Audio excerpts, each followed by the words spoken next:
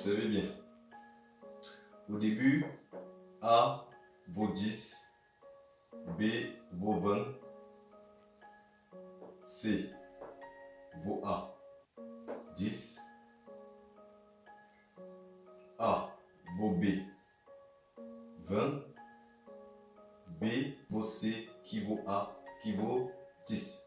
On vient de réaliser donc une permutation. Voilà une structure séquentielle. Bonjour, bonsoir à tous, vous allez bien, j'espère. Nous nous retrouvons dans une nouvelle vidéo de notre cours d'initiation à l'algorithmique. Dans cette vidéo, nous allons parler des structures de contrôle algorithmique. Nous allons voir précisément la structure linéaire ou séquentielle. Dans la vidéo précédente, nous avons vu comment écrire l'algorithme qui permettait de résoudre une équation du premier degré dans R. Si vous n'avez pas regardé cette vidéo, vous pouvez la regarder. C'est la leçon 6, c'est la leçon 7. Avant de commencer, je vais vous demander de faire 4 petites choses. Appuyez sur le bouton s'abonner.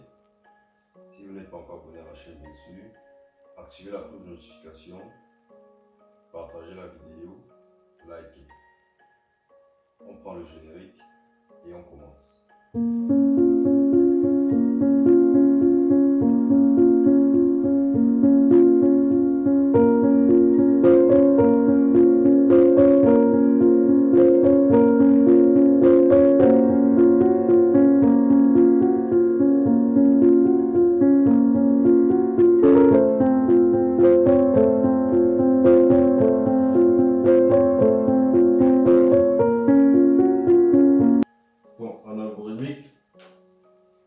Plusieurs structures de contrôle sont utilisées.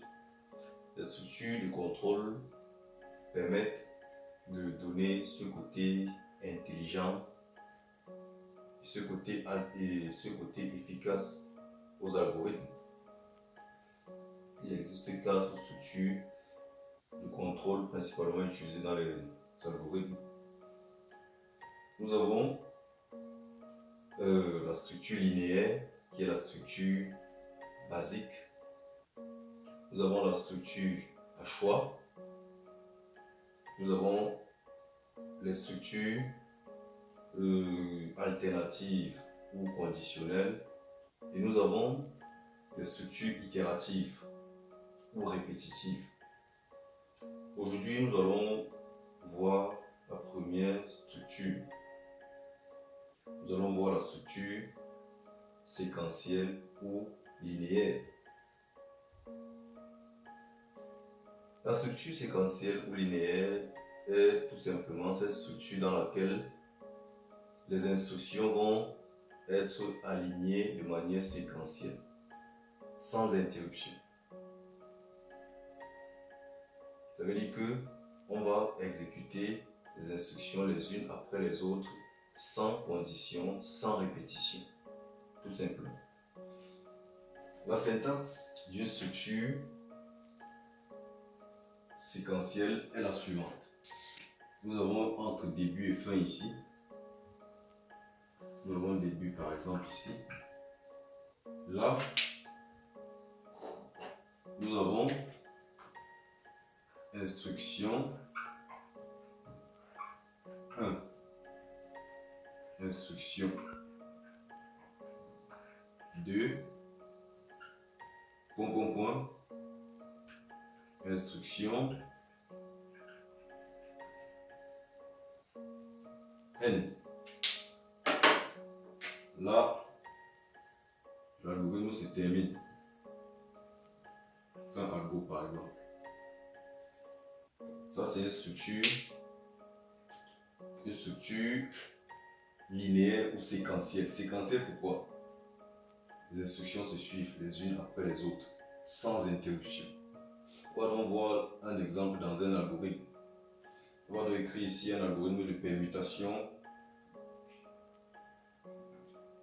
en utilisant une variable intermédiaire. Ça veut dire quoi? On veut permuter le contenu de deux variables. de deux objets. Un peu comme si on avait trois seaux. On a deux seaux. A, un seau A, un seau B et un seau C. Le seau A contient du lait. Ici, on a du sucre. Et là, c'est vide. On peut permuter le contenu de ces deux objets-ci. Ça veut dire qu'à la fin de la permutation, on va avoir du lait plutôt ici, du sucre plutôt là. Ce qu'on a à faire, c'est très simple. On prend le sucre qui est ici, on verse dans cet objet qui est vide, on prend le lait qui est ici, on remet ici, puisque ici est vide déjà, on met le lait ici, et on prend le sucre qui se retrouve ici maintenant, on met là. On vient d'effectuer une permutation en utilisant une variable intermédiaire, une variable qui est vide au départ. Écrivons donc cet algorithme de permutation en utilisant une structure linéaire. Algorithme. On va écrire tout simplement permutation. On va déclarer nos variables A, B, C. On va les utiliser comme étant des réels. D'accord? Début.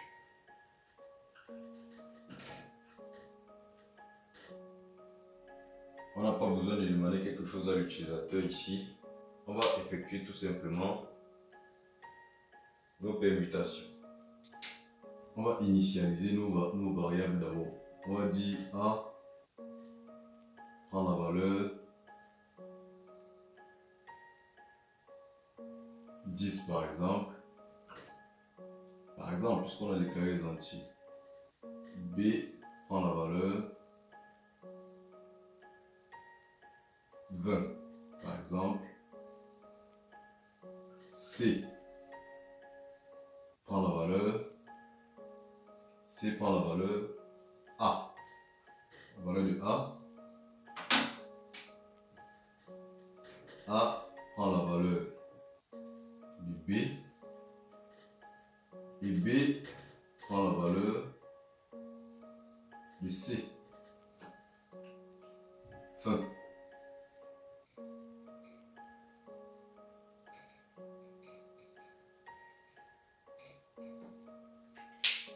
Observez bien. Au début, A vaut 10, B vaut 20, C vaut A 10, A vaut B 20, B vaut C qui vaut A qui vaut 10. On vient de réaliser donc une permutation. Voilà une structure séquentielle, structure linéaire. On vient de permuter le contenu de ces deux variables-ci en utilisant une variable intermédiaire qui est C. C'est donc tout pour cette vidéo. J'espère que vous avez compris. On prend le mot de fin et on se retrouve dans la prochaine vidéo où nous allons parler des structures alternatives.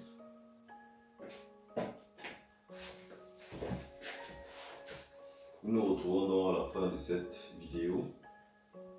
En résumé, nous avons compris qu'il existe 4 structures de contrôle.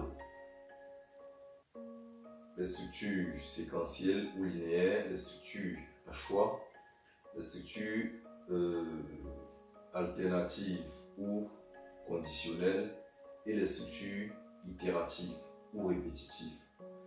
Les structures algorithmiques vont tout simplement donner un caractère intelligent, robuste, efficace à l'algorithme. C'est à travers le type de structure utilisée dans un algorithme qu'on va juger son efficacité. Une structure de contrôle est donc un bloc d'instructions qui donne la logique d'exécution des instructions dans ce bloc. Les instructions peuvent être exécutées de manière linéaire. Les instructions peuvent être exécutées selon un choix. Les instructions peuvent être exécutées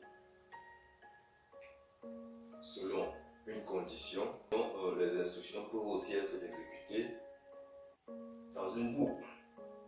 Peuvent être exécutées plusieurs fois selon une condition qui sera vérifiée. On va donc se retrouver dans la prochaine vidéo où nous allons parler de la structure ou alors des structures alternatives ou conditionnelles. Portez-vous bien.